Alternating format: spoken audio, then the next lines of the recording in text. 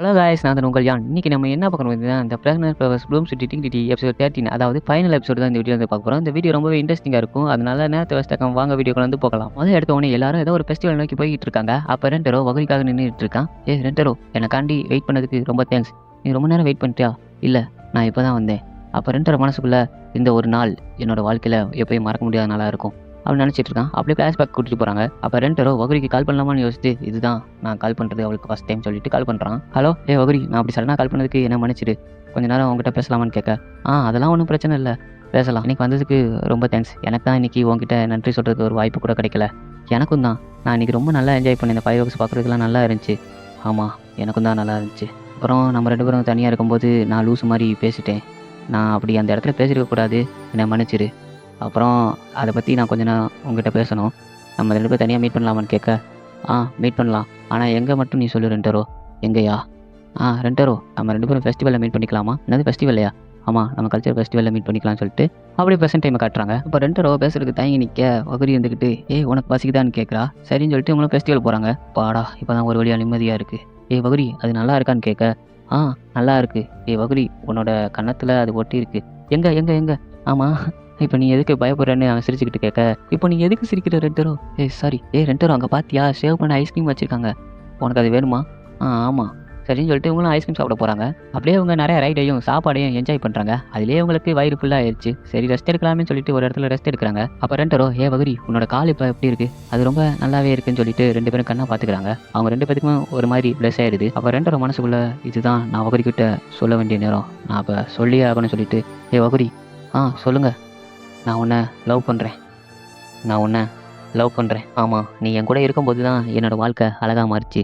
எனக்கு ஸ்கூலை பற்றிலாம் கவலை இல்லை, எனக்கு நீ சிரிச்சா மட்டும் போதும். இதெல்லாம் எங்கே முடிஞ்சிருமோன்னு அன்றைக்கி நம்ம பீச்சில் இருக்கும்போது எனக்கு தோணுச்சு.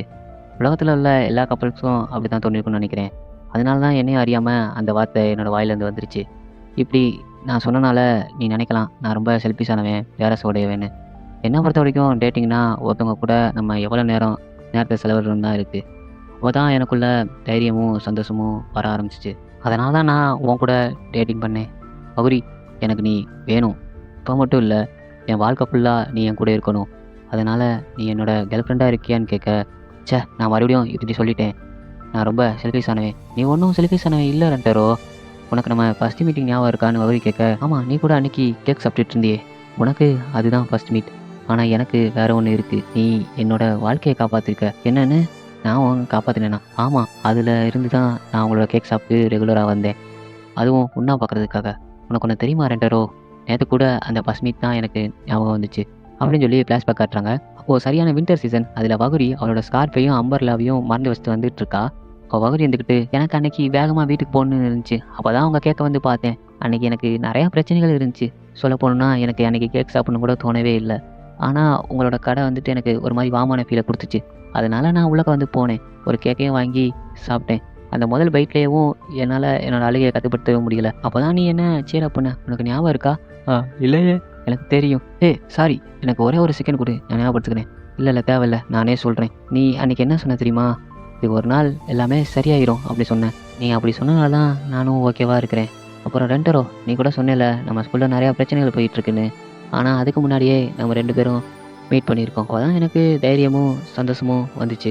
அப்போ தான் நான் உன் மேலே காதலில் விழுந்தேன்னு சொல்கிறா. அதுலேருந்து அவன் எக்ஸ்ட்ரா மேக்கப்பும் புது துணியும் கேர்லி ஹேரும் பண்ணிக்கிட்டு ரெண்டரோவை பார்க்குறதுக்காக போவா. ஆனால் ரெண்டரோ என்னன்னா கவுண்டரில் நிற்காம கிச்சனில் இருக்கிறான். இதை பார்த்துட்டு அவளுக்கு ரொம்ப டிசப்பாயின்மெண்ட் ஆகுது. அப்போ ரெண்டரோமா, என்னமா வகுரி, இப்போ உனக்கு என்ன கேட்க வேணும்னு கேட்க, அவளும் ஒரு கேக்கை ஆர்டர் பண்ணி வாங்குறா. என்ன தினமும் வந்து வாங்குற? எங்கள் கேக் அவ்வளோ நல்லா இருக்கான்னு கேட்க, ஆமாம், அந்த கேக் ரொம்ப சூப்பராக இருக்குது.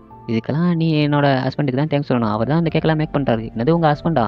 ஆமாம், அந்த கருப்பு கலர் சட்டை போட்டு நிற்கிறாரே, அவர் தான் என்னோட ஹஸ்பண்டு.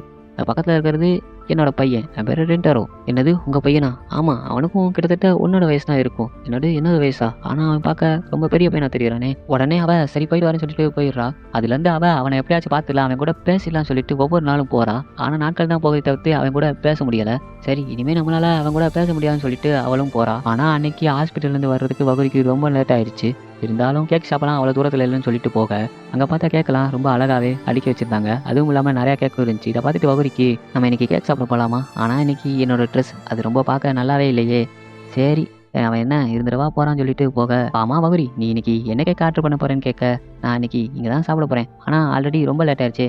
பரவாயில்ல, எனக்கு இன்னைக்கு கேக் சாப்பிடணும் போல இருக்கு, அதனால நான் சாப்பிட போறேன்னு சொல்லிட்டு அவளும் ஆர்டர் பண்ணி சாப்பிட்றா. அந்த லாஸ்ட் பைட் கேக் சாப்பிடும்போது தான் நீ வந்த. உன்னை பார்த்த உடனே எனக்கு ரொம்ப சர்ப்ரைஸாக இருந்துச்சு. அதனால அந்த கேக்கு என் தொண்டைக்குள்ளே சிக்கிடுச்சு. நான் அதுக்காண்டி ரொம்ப கஷ்டப்பட்டேன். அதுவும் இல்லாமல் எனக்கு ரொம்ப சங்கடமாக இருந்துச்சு. ஏன்னா அன்னைக்கு நான் எந்த ஒரு நல்ல ட்ரெஸ்ஸும் போட்டு வரல. அதனால அவள் கடை விட்டு வேகமாக ஓடிடுறா.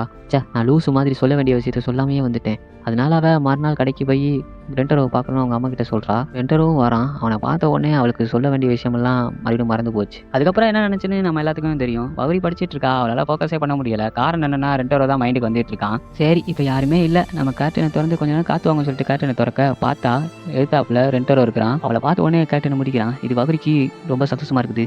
என்னது, அவன் சிட்டரி ஸ்கூலில் வந்து படிக்கிறானா?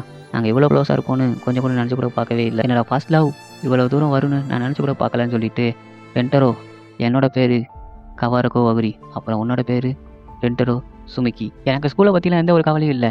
எனக்கு என்னை தெரிஞ்சுக்கணும், அவ்வளோதான். அப்புறம் ரெண்டரோ, நீ சொன்னில்ல, அது எனக்கு ஓகே தான். அதுவும் இல்லாமல் அதை நான் சந்தோஷமாக ஏற்றுக்கிறேன்.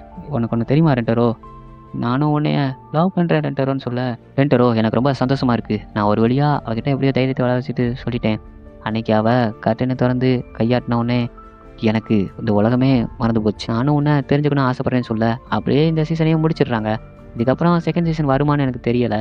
ஆனால் வந்தால் நான் கண்டிப்பாக வந்து போஸ்ட் பண்ணுறேன். இந்த ஃபைனல் எபிசோடு உங்களை எல்லாத்துக்கும் பிடிச்சிருக்கும்னு நினைக்கிறேன். இந்த வீடியோவில் வகுரியோட பாயிண்ட் ஆஃப் வியூவில் வந்து நம்ம எல்லாமே பார்த்துருப்போம். ஏன்னா இது வரைக்கும் நம்ம ரெண்டரோ பாயிண்ட் ஆஃப் வியூவில் தான் பார்த்துக்கிட்டு இருந்தோம்.